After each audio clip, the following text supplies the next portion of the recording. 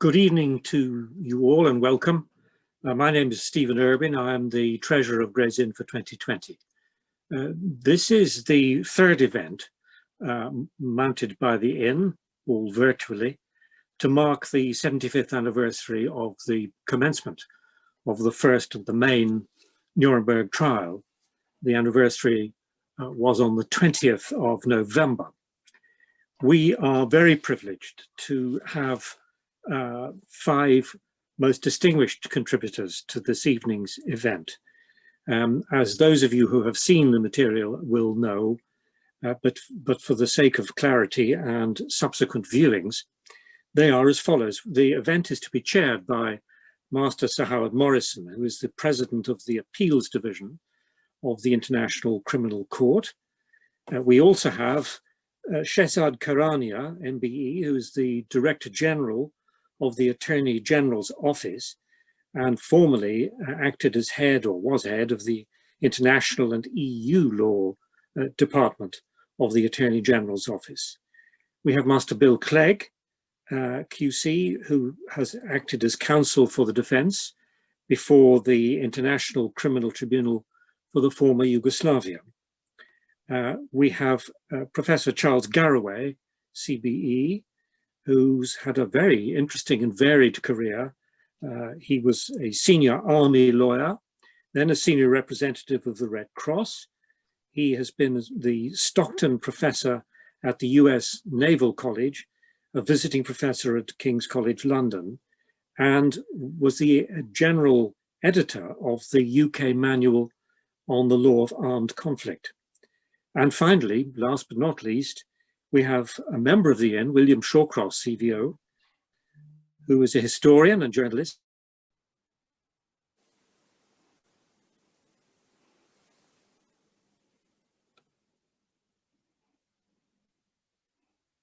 And is currently writing on contemporary anti-Semitism in Europe. I would wish to welcome all of them and to thank them in advance for their contributions. And I'm now going to hand over to the chair, Master Morrison. Thank you very much indeed, Mr. Treasurer. My thanks to Gray's Inn for organising this, and in particular my thanks to the formidable panel who joined me tonight. As in all things, history chases us in the world of international criminal law. There is no doubt but that Nuremberg was the genesis of the growth of both academic interest and the development of the practice of international criminal and humanitarian law. It was also the bedrock for the creation of the subsequent international courts and tribunals that led to the Rome Statute and the ICC. Indeed, Nuremberg law is still quoted in many judgments since those pioneering days. The law has been modified, but it would still be recognizable by the Nuremberg judges and lawyers, and that must be a huge compliment to them. The ad hoc tribunals in the early 1990s revitalized the international court concept, which had lain almost dormant since Nuremberg. International humanitarian law, in the meantime, had certainly continued to evolve. Arguably, those ad hoc tribunals for Yugoslavia and Rwanda were the result of United Nations failures in both of those regions. That is, the failure to recognize the emergence of the genocidal forces in Rwanda, despite the explicit warnings from General Romeo Dallaire, who was head of the UN forces there, and the failure to properly secure the so-called safe haven of Srebrenica, which turned out to be anything but safe.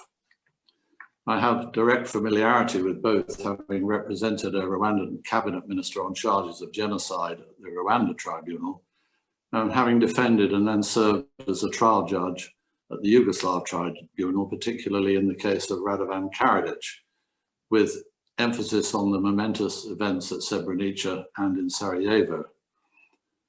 I am sure the Nuremberg judges heard very similar evidence. Had the ICTY not been successful, it is doubtful whether the scene would have been set for the Rome Statute. In that, we must applaud the tenacity and foresight of many people, but I choose in particular Judges Nino Cassese, who was the first president of the Yugoslav court, Judge Ted Meron, and Professor Sharif Bassiuni, who was a master of international law in all its aspects. The ICC was also, to a degree, a child of its time. The 1990s and the early 2000s were the recent high point of internationalism and the concept of the responsibility of states outside their borders. It is doubtful that if the negotiations had not started until now, there would be any realistic hope of creating such a treaty in the present political climate. However, direct comparisons between the ad hocs and the other international courts, such as the Special Court for Sierra Leone and the Extraordinary Chamber in Cambodia, can be misleading. The ad hoc tribunals were created by the United Nations Security Council and seized of the vitally important Chapter 7 powers, requiring all General Assembly states to cooperate with the tribunals, and they did. The ICTY in particular benefited from the assistance of United Nations forces and various national intelligence agencies. They had a list of potential defendants from their outset, a broad temporal scope, and dealt with relatively confined territories, cultures, and identifiable crime bases. The ICC, in stark contrast, started from scratch. It has no Chapter 7 powers and relies entirely upon mature state cooperation, which events have shown to be wanting in several cases, both from non-state parties and even member states. The outright hostility exhibited by some is glaringly apparent. We hope that that might change. The ICC has a worldwide remit, no police force, and has to cope with a huge variety of cultural, historical, and linguistic variables. It faces very different crime bases in different states and has to deal with all those issues from internal resources. The budget is not small, but the tasks are huge. I'm told the annual budget of the ICC is similar to that of the Berlin Fire Brigade, an august body of brave people, but not one seized with dealing with some of the world's most egregious crimes. We have but 3 courtrooms and 18 judges, only 13 of whom work in pre-trial and trial, with 5. Each trial at the ICC can therefore be viewed as a separate ad hoc court. Even trials from neighbouring countries produce vast differences in levels of cooperation, in cultures, languages, and faiths. Every 3 years, a third of the judges leave and 6 new ones arrive from a variety of legal backgrounds, civil and common law, and have to assimilate into the ICC rapidly. We do not therefore have the institutional memory of the permanent judges of the ad hocs. It's a constant challenge. It is, of course, vital to maintain gender and geographic representation and experience. There has recently been an independent experts report. It's an entirely different topic all on its own. But much of it is food for constructive change. At the ICTY and ICTR, they developed a homogeneous approach incorporating both civil law and common law norms. It is doubtless a slower process at the ICC, but it is a process. Justice Jackson at Nuremberg said this: members of a legal profession require a rather emotional attachment to forms and customs to which they are accustomed, and frequently entertain a passionate conviction that no unfamiliar procedure can be morally right. Well, I wouldn't put it that high, but it is comforting that the problems we sometimes face are the same as our judicial forebears at Nuremberg. We strive to change constructively and therefore improve. The ICC is vital in this complex and dangerous world. May I now turn to contributions from the panel, and I would invite, please, William Shawcross to follow me immediately. Thank you, Master Morrison. I'm very, very grateful to be invited to speak tonight about Nuremberg to members of Gray's Inn, which my father called his beloved domus. He enrolled me as a student when I was at Oxford in the 60s, and I much loved eating dinners at that time. Indeed, I first met Master Howard at that time, which was a wonderful friendship to begin. Today, I'm both ashamed of the fact that I'm still only a student, but honored to still be a part of this cherished inn. Nuremberg helped define my childhood. I remember in the 1950s, my father would be stopped in the street by strangers and thanked for his role in helping secure the conviction of Nazi war criminals.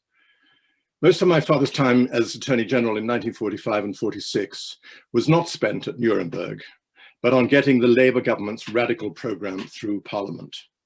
He was greatly assisted on his Nuremberg speeches, and indeed in the London conference before it, which created the framework for Nuremberg, for the tribunal, greatly assisted by his Gray's Inn colleague, Hirsch Lauterpacht, who was a brilliant man, as you all know, and whose son Ellie I remember well. You may recall that Master Irwin ended his superb recent lecture to us by playing a film, part of the film of the peroration of my father's closing speech for the prosecution in July 1946. I used, in a rather macabre way, to listen on 78 RPM gramophone records to this speech in the 1950s. And I was always horrified by the awful eyewitness account of SS men forcing Jewish families to undress and line up to be shot in a mass grave outside a town called Dubno in the Ukraine. I quote from what my father said. "I watched a family of about 8. An old woman with snow white hair was holding a 1-year-old child in her arms and singing to it and tickling it. The child was cooing with delight. His parents were looking on with tears in their eyes. The father was holding the hand of a boy about 10, speaking to him softly. The boy was fighting back his tears. The father pointed to the sky, stroked the boy's head, and seemed to explain something to him. Then an SS man ordered the family behind a mound of earth, and they were shot.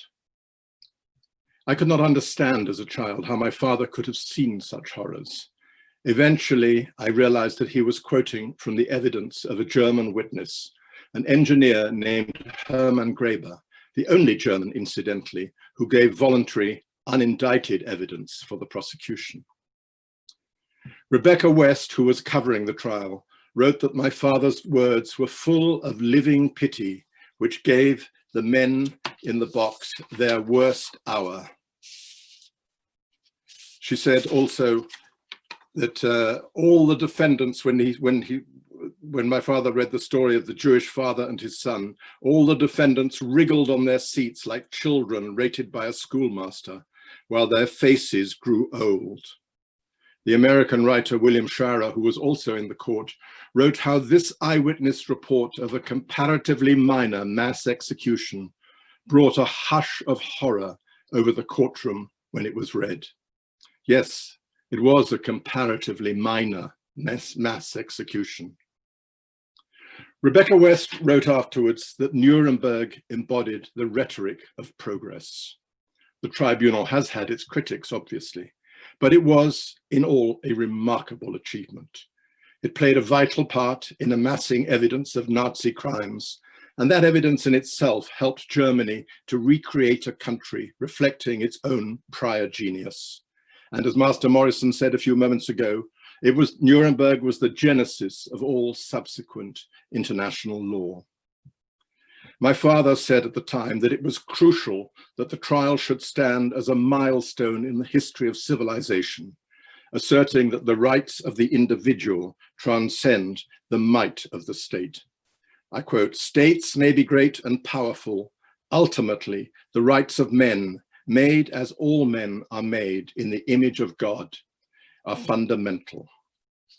Years later, he marveled at the progress of West Germany and its ability to face up to the judgment of Nuremberg.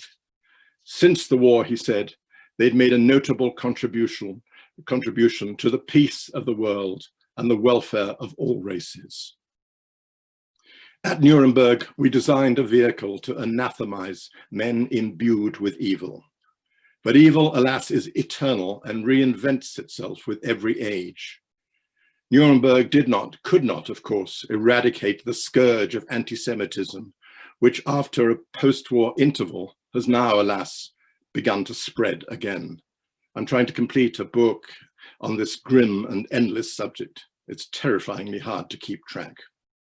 If you put anti-Semitism into Google alerts, you'll get hundreds of warnings every month. In the last decade, some 20,000 Jews have fled growing anti-Semitism in France.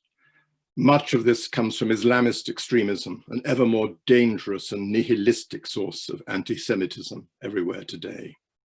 Other sources of anti-Semitism, of course, are more traditional, from the extreme right in Germany, growing again, alas, and from parts of the left in other countries, including in Britain. Witness the awful travails of the Labour Party in recent years. Last December, the celebrated Israeli writer Ari Shavit, a patriot but critic of Israel policies, came to celebrate the Christmas holiday in North London. He wrote, "I wanted to make the acquaintance of a niece newly born, to take the boys to Mary Poppins, feed the white swans in Regent's Park. But then someone sprayed a red Star of David on the most charming street in the most charming neighborhood of North London, Hampstead, and another and a dozen more, dripping hate, spreading the evil darkness we thought had passed from the world." And then the same thing happened a few days later in New York. "And suddenly it was painfully clear to me," he wrote, "my grandfather had done so right when he'd given up Cambridge and Hampstead and all this enchanting green and headed east to Jerusalem.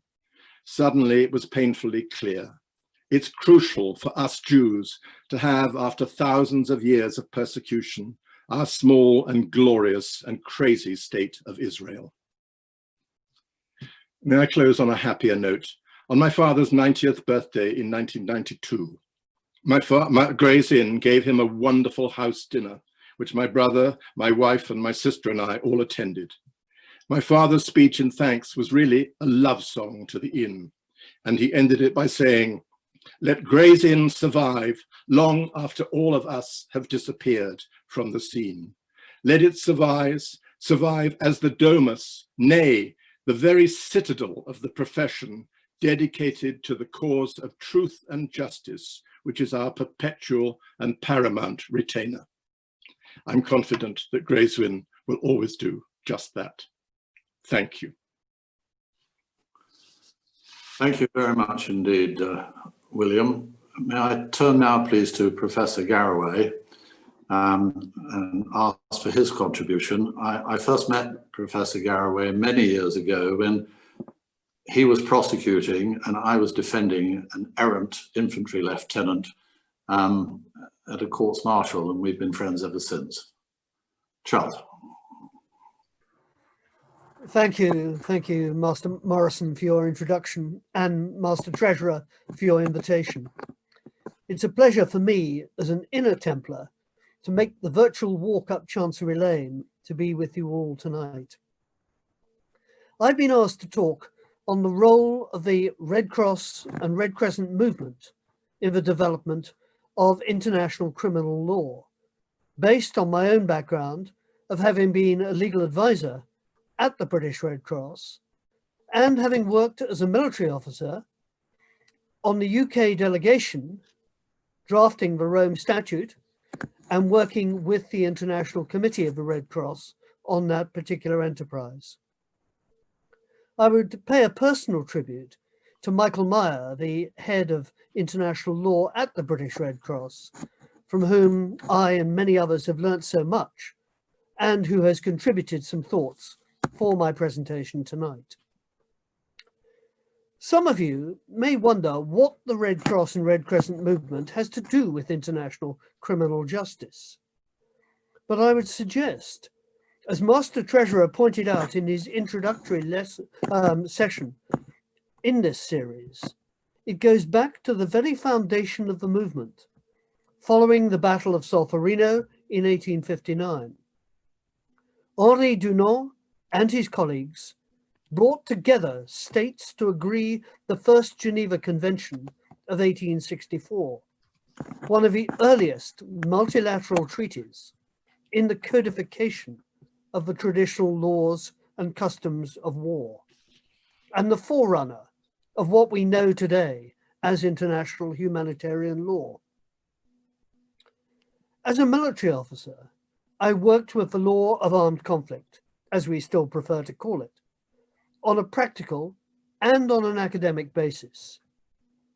I have always considered this part of public international law to be like a three-legged stool.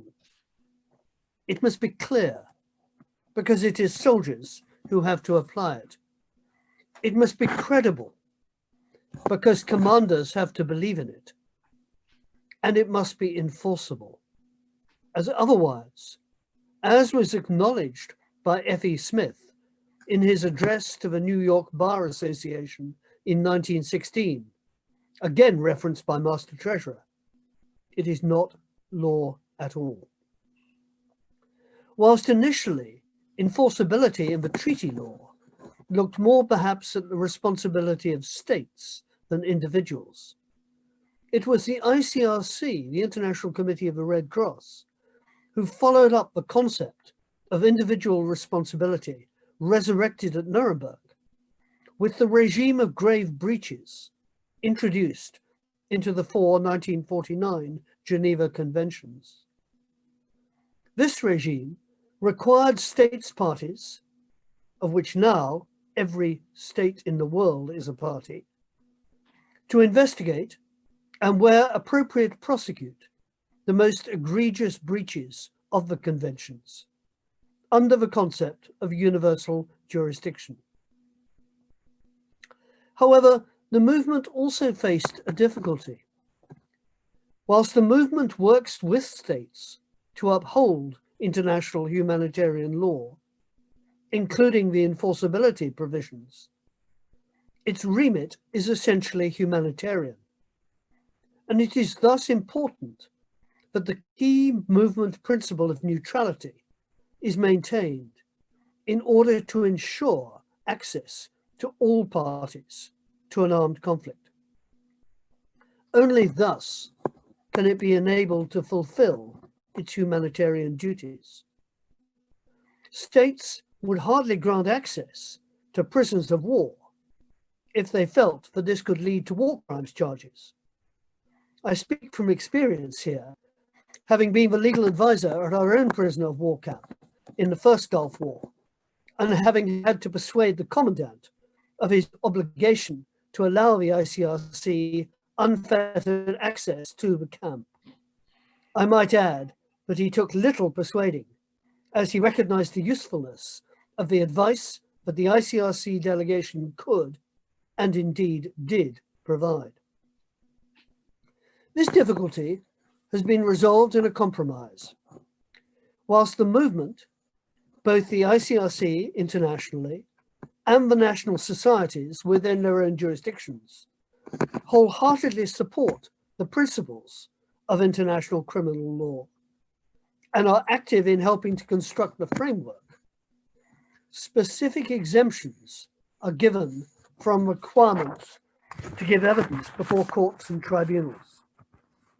This enables the movement to continue its humanitarian work in the battle space.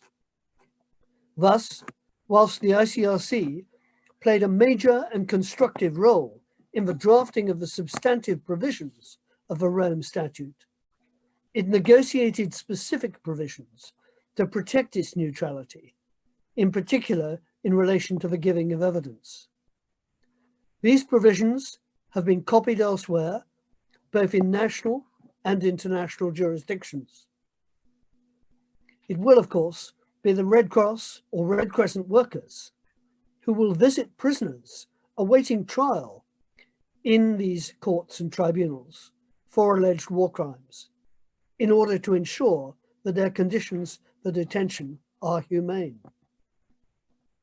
However, the movement generally sees enforcement as only one part of the effective implementation of international humanitarian law, as it inevitably follows the event.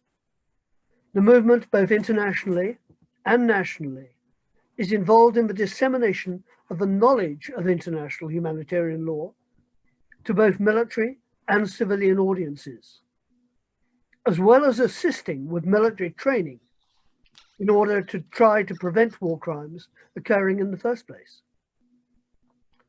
The British Red Cross worked closely with the then Foreign and Commonwealth Office. I still find it difficult to call it the Foreign, Commonwealth and Development Office, and the Ministry of Defence in producing the UK's first voluntary report on its implementation of international humanitarian law at the domestic level, published in 2019. In the ministerial foreword to the report, Lord Ahmed wrote, "This government is committed to promoting and upholding the rules-based international system, and we believe that the proper implementation of and compliance with international humanitarian law is an important part of that system. We are proud of our strong record of IHL implementation and compliance." The Red Cross and Red Crescent movement is a firm believer in the continuing importance of international law, including international criminal justice, and would stand by F.E. Smith in his recognition of the need for adequate and appropriate enforceability. Thank you. Thank you very much, Professor Garraway. Can I put in a quick plug before I forget for the ICRC, for students who may be present? The ICRC website is an amazing source of information and precedent and law, and is well worth visiting if you are a student or just generally interested in that topic. Now, I now turn, please, to Master Clegg, who had very early experience, as I did, in defending at the Yugoslav Tribunal. Master Clegg. Master Treasurer, fellow panelists, ladies and gentlemen. My name is Bill Clegg, and I'm now a recently retired barrister. But when in practice, I had experience of conducting 4 appellate cases before the ICTY, including the case of Tadic, which was the first international war crimes trial since Nuremberg. I have also in practice defended Belarusian war criminals, or should I say alleged war criminals, in the British courts following the passing of the War Crimes Act, and I've defended British soldiers at court-martial for crimes or alleged crimes in Iraq that, if proven, would have undoubtedly amount to war crimes. In addition to that, I've advised both governments and participants in Africa and Asia in relation to alleged war crimes in their respective jurisdictions. Personally, I have always been fascinated by international criminal law and keenly accepted the appellate brief in the case of Tadic. For an old common law practitioner, the appellate chamber at the ICTY was not remarkably different from appearing in the appellate courts of the United Kingdom. Those familiar with the adversarial system were really comparatively at home in that jurisdiction. And fortunately, the procedure adopted by the courts was the adversarial system, so that the appeal was in fact an examination of what had happened at the court of first instance, as it would be in England and Wales, and not mercifully a retrial, as is routinely the position on the continent. There were obvious differences in procedure. I think I had 6 leading counsel against me from a variety of jurisdictions who each argued one of the grounds of appeal. So my junior and I undoubtedly felt outnumbered as the appeal dragged on, I think, for about 2 weeks. The proceedings were broadcast live on television in the former Yugoslavia and also on a television channel in the Netherlands that I cannot believe ever attracted a significant audience. The proceedings were simultaneously translated into French and, depending on what language the advocate was speaking, English and Serbo-Croat. Personally, I always found listening to a little bit of Serbo-Croat after lunch deeply relaxing. There was none of the camaraderie associated with the English system at the court. The prosecutors kept themselves to themselves in a separate part of the building, and there was certainly no fraternizing with those of us who were defending. They were allowed to use the court canteen. We were not. But proceedings were civil in the sense of polite, although I think some of my opponents were somewhat surprised when I went up and introduced myself to them before the hearing and shook hands with each of my opponents. But to be serious for a moment, the ICTY was different in a very important way from Nuremberg. It was not a court where those who had won the war were putting those who had lost the war on trial. Unlike Nuremberg, those placed on trial came from all the various ethnic groups engaged in the conflict. Groups who, surprisingly, managed to get on perfectly well with each other in the United Nations operated prison at The Hague. I think it's important to recognize this development. Nuremberg was, in one sense, essentially victor's justice, in the sense that only the enemy could be put on trial. Alleged war crimes committed by the Allies were not considered for prosecution, although evidence of war crimes committed by the Russians when invading Germany were well documented, with widespread rape and murder of the civilian population. However, no one suggested that these crimes could be the subject of prosecution before an international tribunal. It is also right to point out that the English bombing of Dresden and Berlin and the American bombing of Hiroshima and Nagasaki were all arguably capable of being war crimes, but again, no thought was given to prosecution. Public opinion would have thought we'd gone mad even to suggest that the Allies be subject to prosecution. The position was different in the ICTY and what followed. The trials were not set up by those who had won a war to try those who had lost it and were guilty of war crimes, but was a tribunal where all those engaged in the conflict, accused of crime, could be brought before the court for trial, which must be a step forward.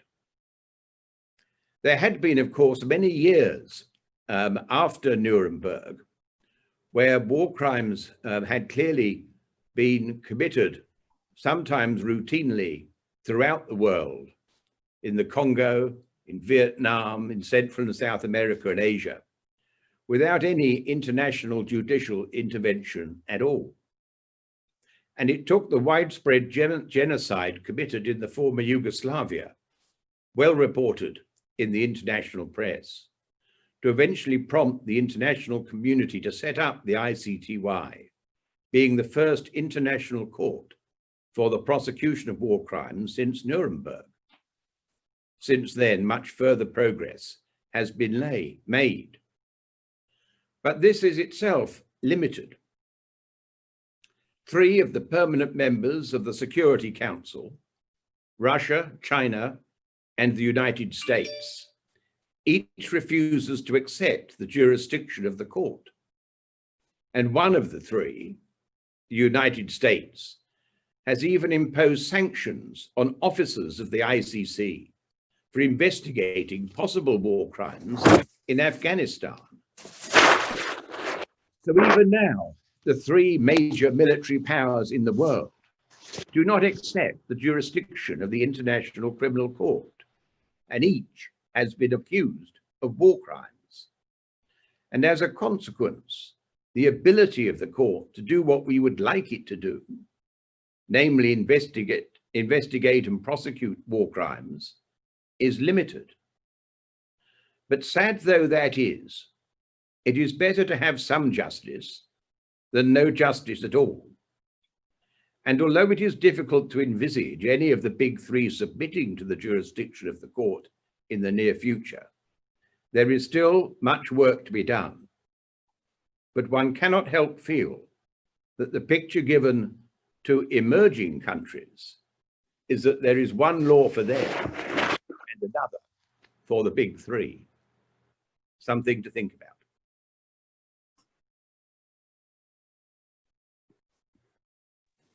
Thank you very much, Master Clegg. A very topical position, and hopefully one that might change with recent events in the United States of America, but one lives in hope. Can I now please ask Shehzad Charania to give us his contribution? As well as what you've heard about Shehzad, he was the legal advisor at the British Embassy in The Hague, and so was immersed in the international courts and tribunals there, as well as the Organization for the Prevention of Chemical Warfare, and has since moved on and up. Shehzad, please. Thank you very much, Sir Howard, and thank you to Gray's Inn for inviting me to speak. As Sir Howard said at the start, the development of international criminal justice and the establishment of various international courts and tribunals are the striking legacies of the Nuremberg tribunals.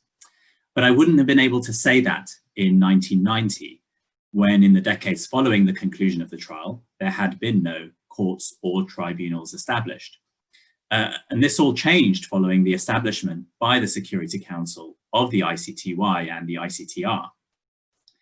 And the impetus for the establishment at that time was very much to do with the US's desire to establish these tribunals.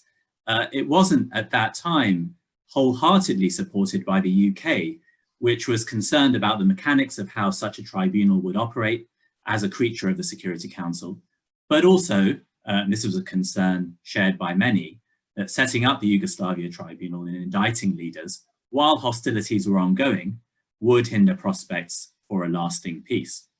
Now, eventually the UK did become a wholehearted supporter of the ad hocs, with its very best lawyers going to the OTP and the defence bar and the judiciary, including, of course, Sir Howard, Master Clegg, and we hope very soon, Joanna Corner, who is standing to replace Sir Howard as the judge at the ICC.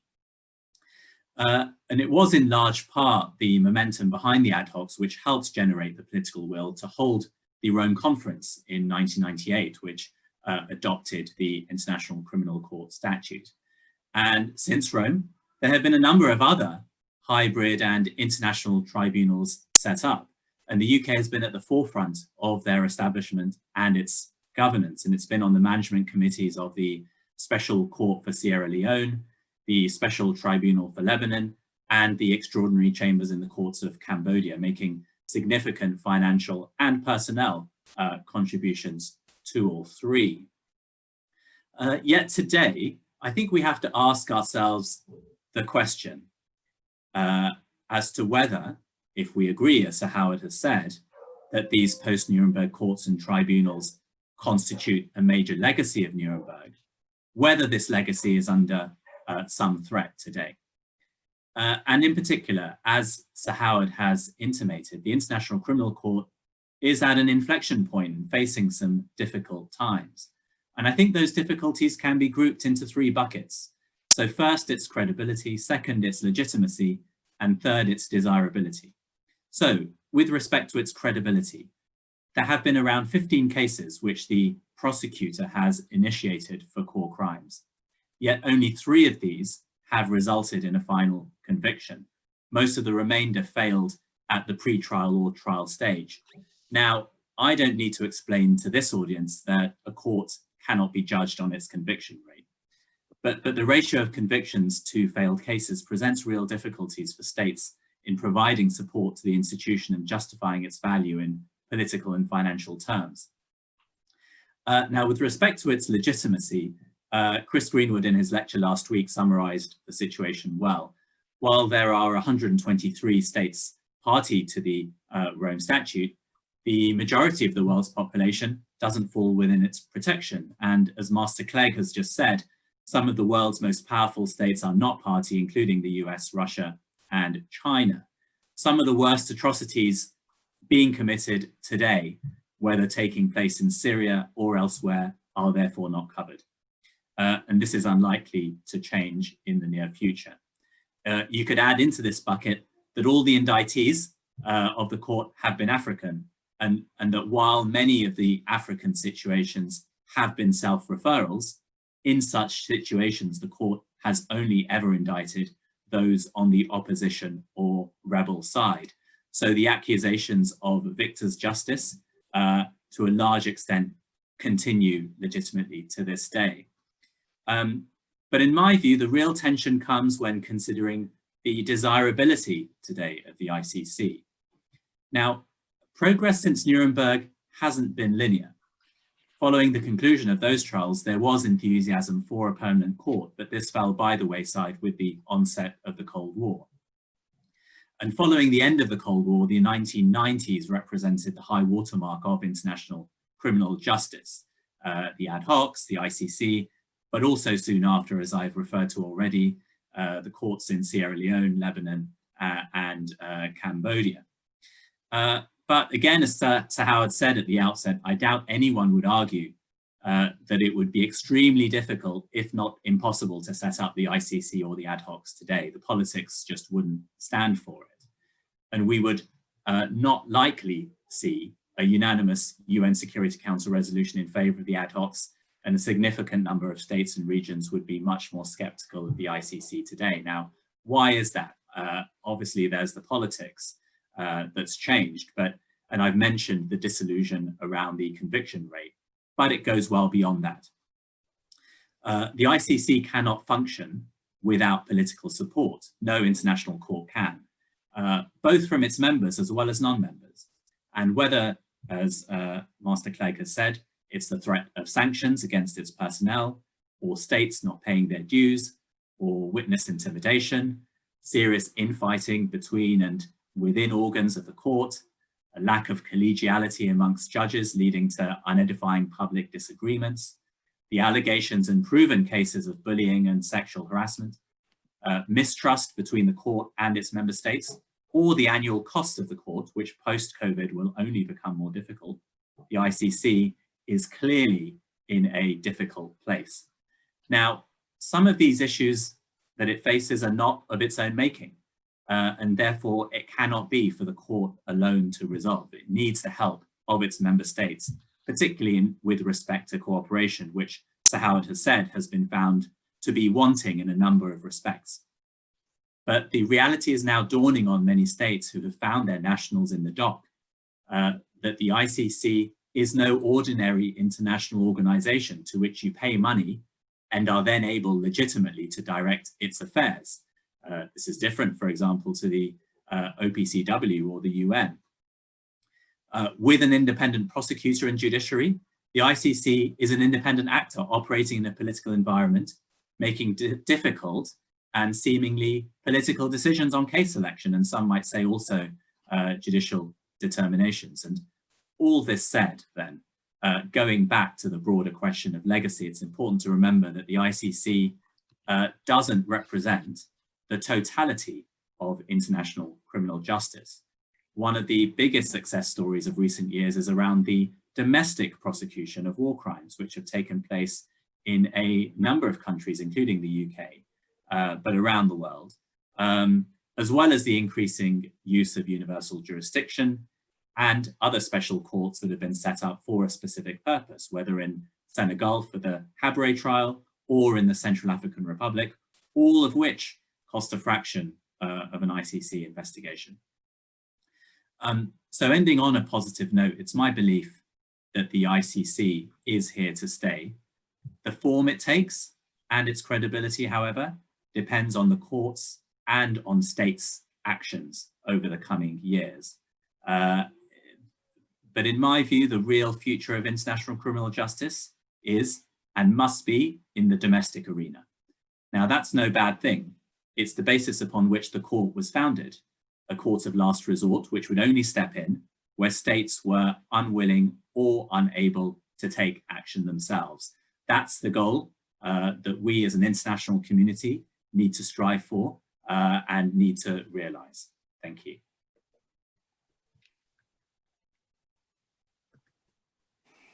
Thank you very much indeed. Of course, as has just been said, the ICC is a court of last resort. It gives primacy to national jurisdictions under the principle of complementarity, and indeed welcomes very much national courts dealing with crimes against humanity and war crimes, as they do in a number of countries, in particular at the moment in Germany. Coming up in Holland, Belgium and Spain have also been involved, and the UK. So this is a movement which can only be encouraged when you have a court like the ICC, which has an enormous mandate, but actually it's pretty small. I remember when I was a judge in Birmingham, we had, I think, 17 or 18 criminal courtrooms. Well, we got 3 at the ICC. Put it into some perspective. Now's the time for questions. We've had a number of questions come in. I've looked at them, and I'm sorry to announce in advance that we won't have time to deal with all of them, but there's some very interesting questions that have come in. One of the questions which I'd like to deal with first is that should there be time bars for international crimes? And for myself, I'm not much in favour of time bars or statutes of limitations, especially not in the face of alleged egregious crimes.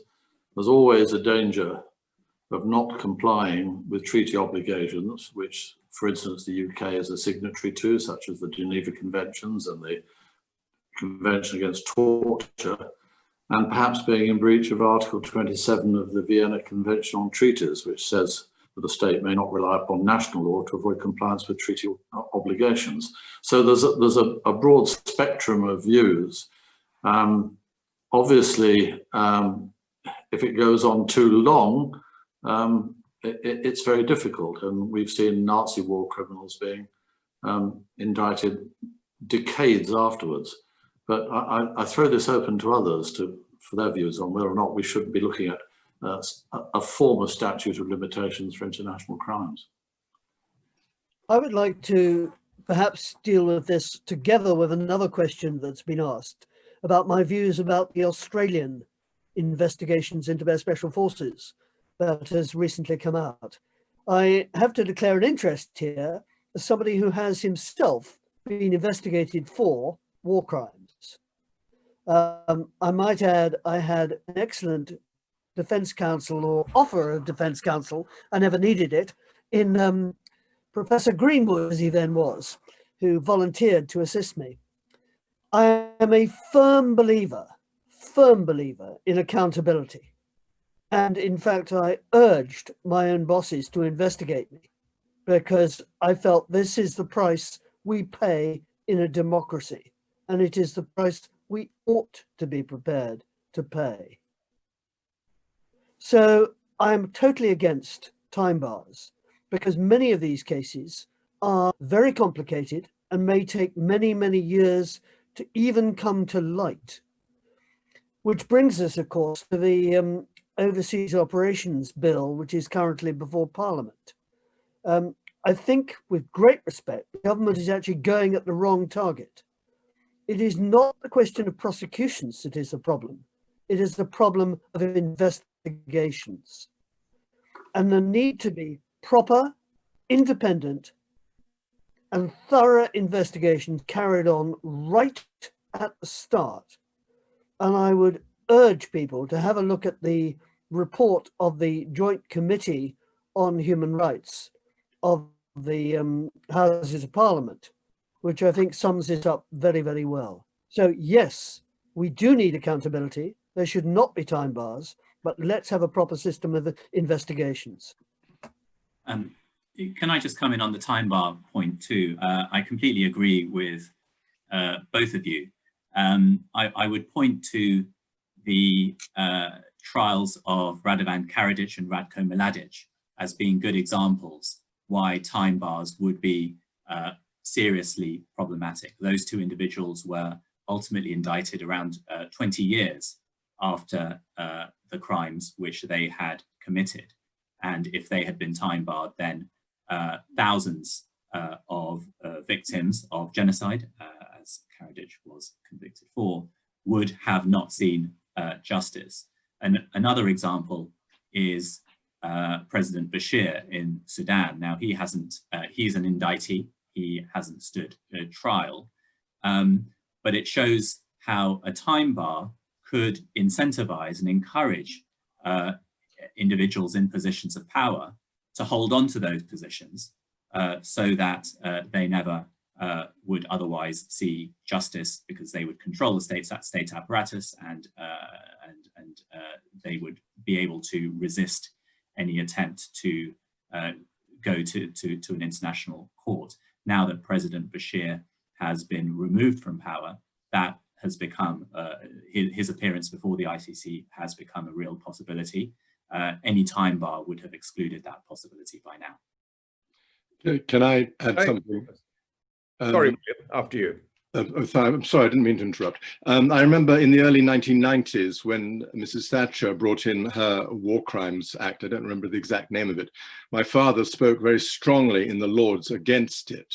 This was, and I think all the law lords at the time, if I remember correctly, spoke against it also on the grounds that this was coming in, it was directed against alleged Nazi war criminals, of whom there were perhaps one or two, I believe, in Britain, but probably your knowledge on this of this is much greater than mine. But he argued that 50 years or 45 years on, identification alone would make a fair trial almost impossible. He was very much against it. Well, I defended both of those Nazi war criminals, and the trial, or the one effective trial, took place well over 50 years after the alleged offences had taken place. And having said that, and having been through the trial, I do not think that a time bar would be the right answer. I think the moment you have a time bar, it puts an incentive on people to seek to avoid arrest by any means until such time as they're safe. Now, I think that the War Crimes Act was too little too late, but the protection for the potential war criminal is surely whether you can still have a fair trial after that period of time. And if you can, I see no objection to it, even though over 50 years had elapsed. If you have a case that's dependent upon identification evidence, then personally, I think such a fair trial would probably be impossible. But if you've got a case which depends on documents, on proven conduct in a concentration camp, I see no problem at all.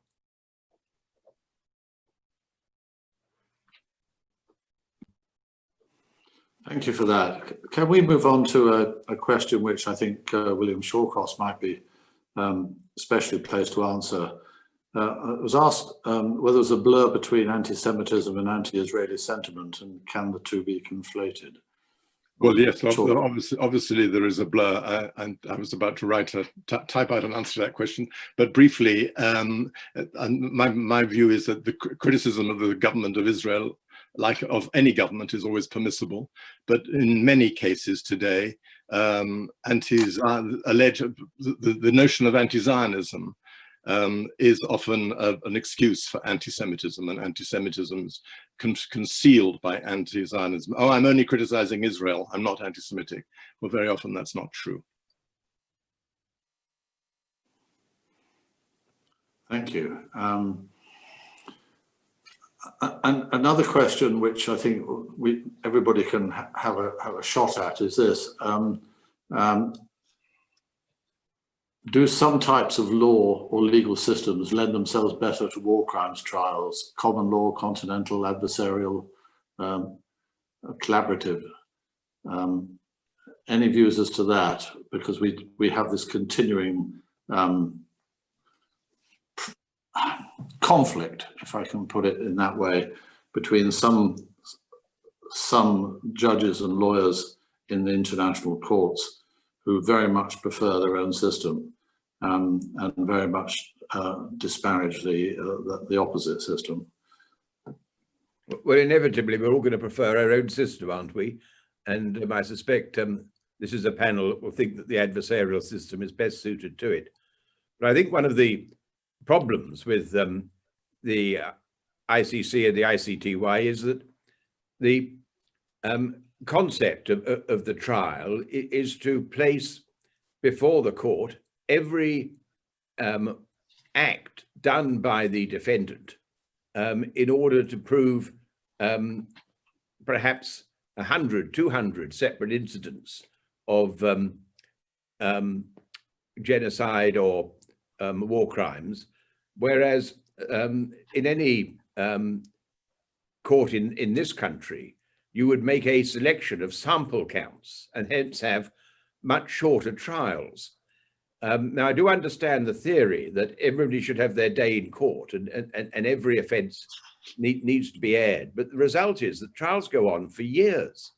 The case of Tadic, the first one, was a comparatively simple case. Lasted, I think, well over a year, and the appeal lasted over 2 weeks. And one of the problems is that instead of just choosing, if you like, your best 3 or 4 incidents and prosecuting those, there is a strong belief that everybody has to have their day in court, and you prosecute everybody for every possible offence. And I think that's an error, whatever system you use. Yes. Any other views on that? I would simply say to the question as to whether a particular legal system is more suited to the prosecution of war crimes, that it can't be, because international criminal justice, particularly in these international courts, relies on legitimacy. It relies on the buy-in of all the states that are party to the ICC, or all states universally with respect to the ad hocs. It relies on their buy-in, and you would only achieve that with half the states if you went for, at best, if you went for one legal system over another. And that's essentially what the Rome Statute was trying to achieve. It was trying to achieve a hybrid of the various legal systems in order to achieve that legitimacy and buy-in. Whether it's succeeded, probably, Sir Howard, you're in a better place to judge than me, but I think the intention was noble, and it was a backlash in some sense from what was perceived to be ultimately a very common law heavy system at the ICTY and the ICTR. Yes, I agree with that. I think certainly I have memories of Rome and desperately trying to persuade some of my civil law colleagues of common law principles, and trying to come up with this compromise was extremely difficult. There are parts of the ICC statute that I'm not proud of. I challenge anybody to make sense of some of the defense provisions. I really feel sorry for the judges there. And here you had common law judges, lawyers, civil law judges, and let's also remember Islamic law judges, all trying to come up with a common plan. And it didn't work in certain circumstances, I'm afraid. Yes, well, thank you. I have to say it's a great comfort to hear it said that the judges are having a hard time interpreting the Rome Statute in some circumstances. Believe you me, it's day in, day out, but there we are. It's the statute, and you apply it as best you can, and interpret it indeed as best you can. An additional question that we came up in respect of the question of time limits from Stephen Wooler. It said it'd be helpful to hear the views of the panel on time limits in the context of the potential tension between justice and peace, which has been referred to in the earlier series. So with that particular aspect in mind, are the views?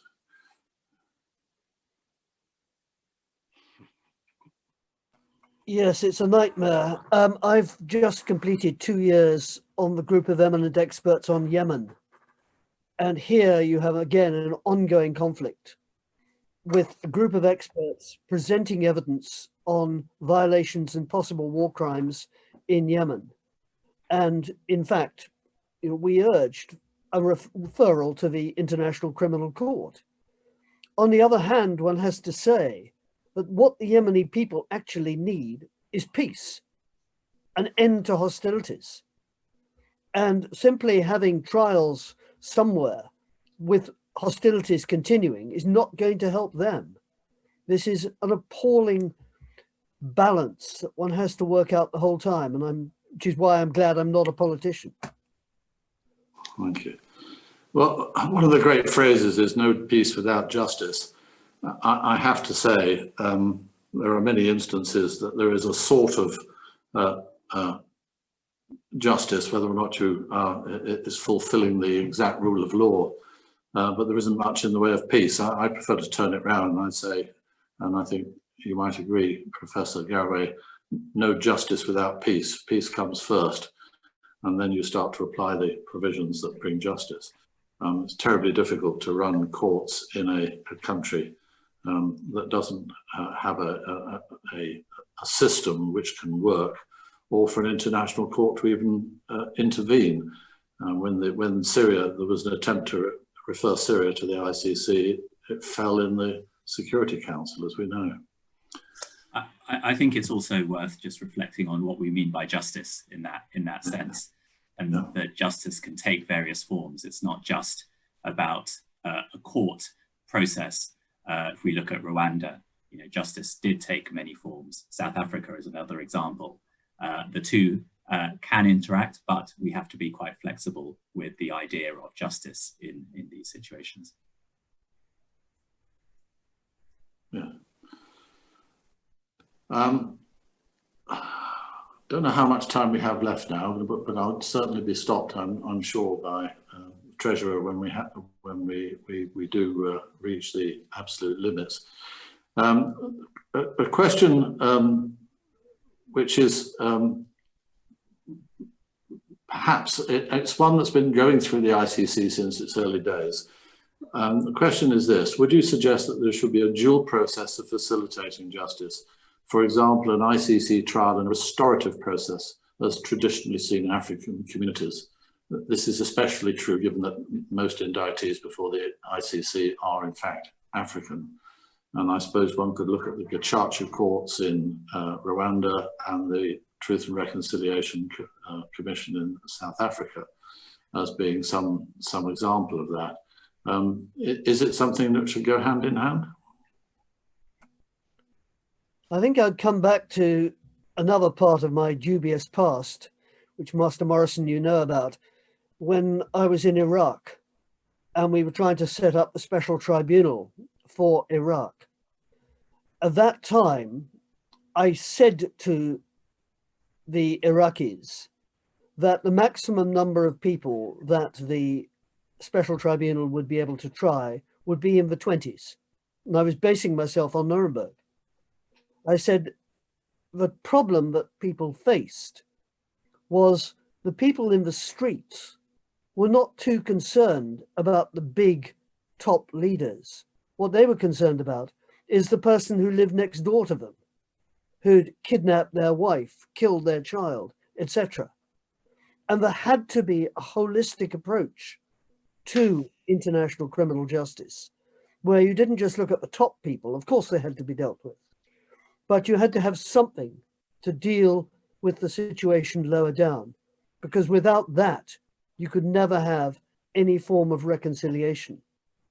And we tried to look at some form of truth and reconciliation system, but somehow in Arabic, it appeared that the word reconciliation simply didn't translate. Interesting.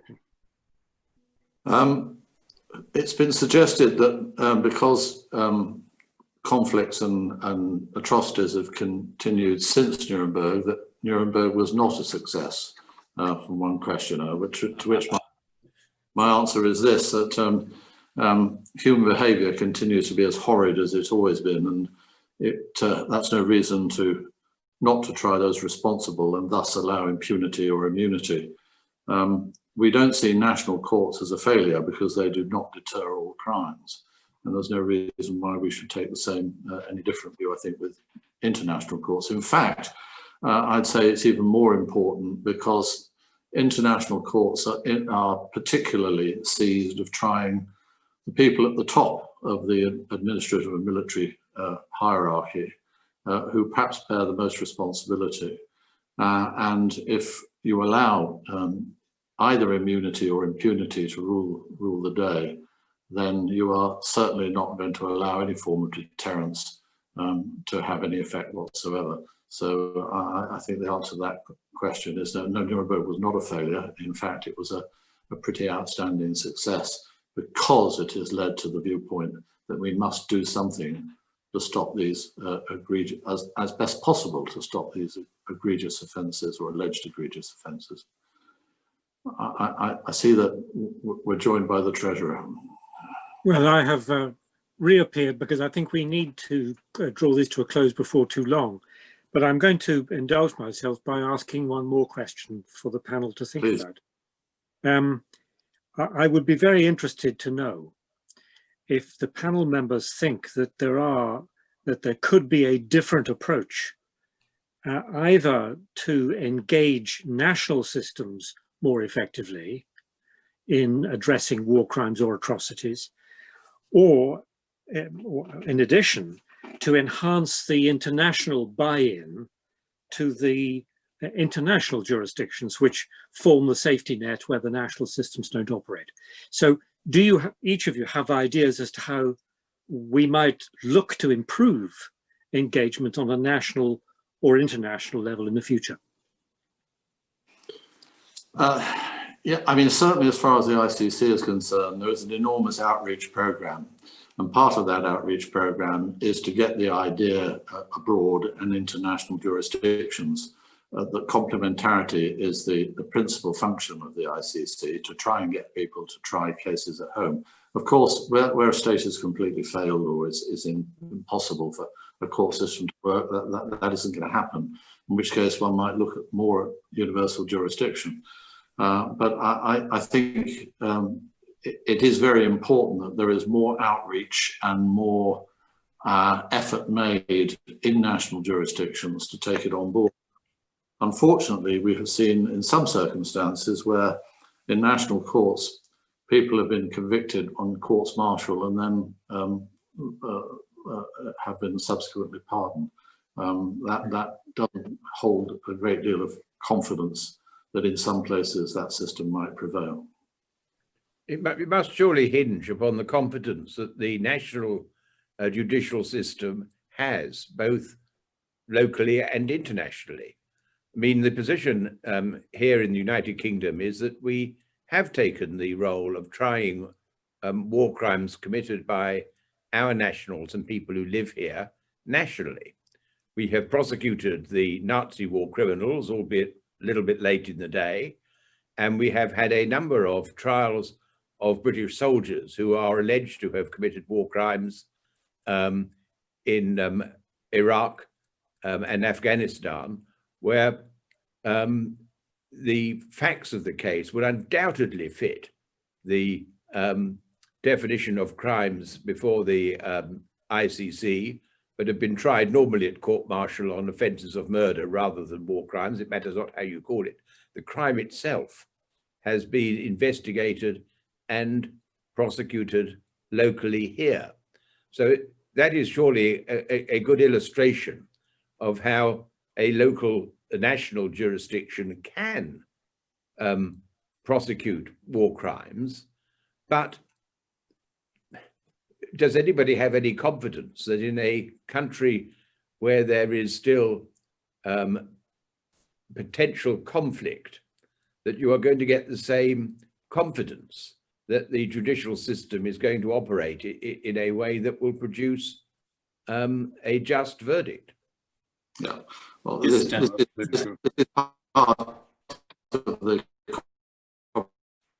part of the complementarity system. A national investigation and prosecution has to be seen to be genuine and effective. Regardless of complementarity, that principle must prevail. There's no point in somebody being tried in a national jurisdiction unless it's done properly and effectively.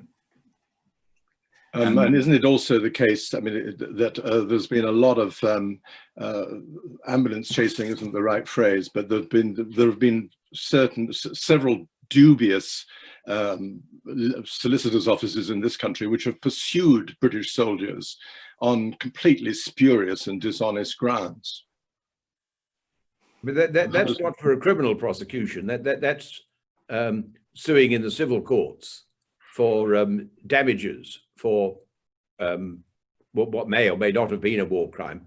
But I think that's not really what Master Treasurer is looking at here, which is the criminal prosecution. No, I understand that. You're right. Yeah. The soldiers don't realize the difference. So far as the soldiers are concerned, they consider themselves being put, quote, on trial. It may well be that the average soldier does not appreciate the distinction between a criminal prosecution and a civil case being brought against him. And the fact, well, I agree with that. I totally agree with that. Well, the that's what I'm allegations really being saying. made are of crimes. He can't appreciate it. There's no reason for us to.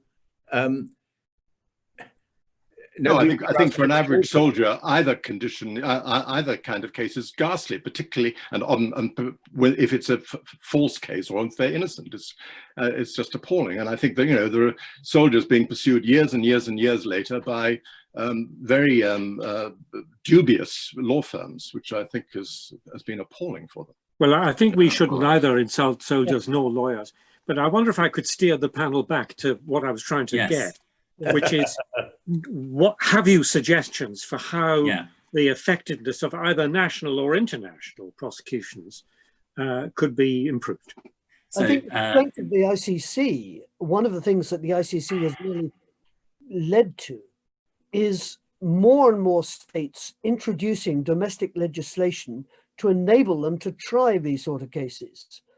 And I think this has been one of the great successes. Whether those trials are being conducted is a different matter. But the fact is that the legislation is there, and that helps immensely. Yeah. I was going to make a very similar point, actually. The first prosecutor of the ICC used to say that the goal of member states should be that the ICC becomes obsolete because prosecutions for war crimes are being carried out in the domestic states where the crimes took place. Now, how to do that is the real issue.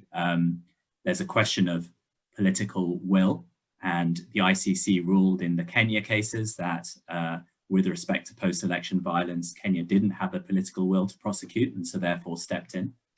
There's the question of prosecutorial and judicial capacity. And again, in the ICC, the judiciary ruled that while Libya had the ability to prosecute after the revolution, they didn't have the capacity. And so a big part of this remains, as Professor Garraway said, domestic legislation. Not all states around the world, including states who are party to the Rome Statute of the ICC, have the necessary domestic legislation to prosecute war crimes, crimes against humanity and genocide. And until that's in place, it is simply not going to be possible for them to do that. So capacity building, rule of law advising is going to be a key part in ensuring that the goal of ensuring the ICC is redundant in its role and the domestic the domestic jurisdiction takes over is going to be key.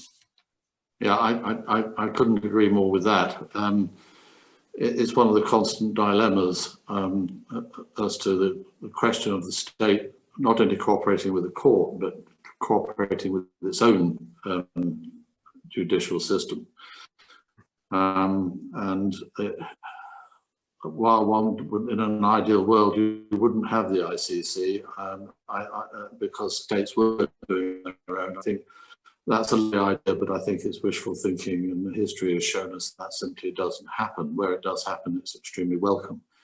But I have to come back and say that my experience of the military, and not simply because I come from an essentially military family, is that they are a great deal more savvy and a great deal brighter than some people think they are. There's an awful lot of the British military in particular, and I've seen and had to see the distinction between the British military and other militaries in several conflicts throughout the world, and I hold the British military in very high regard. That's my view as Joe's citizen rather than an ICC judge, I must say. Well, Master Clegg will hold himself duly chastened by all that you have said.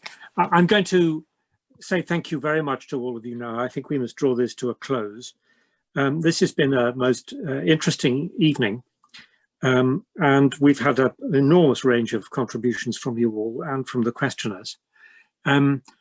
If there is one thing, it appears to me, one resolve that should come out of these three events and out of our marking of the anniversary of Nuremberg, it is that we as lawyers all over the world, and we have had participants from all over the world in these three events, we as lawyers all over the world should do our best to strive to advance the rule of law, the rules-based international system, however that expresses itself, whether it is within domestic jurisdictions, being given the example and the tools and the encouragement, or in the fail-safe of the international tribunals.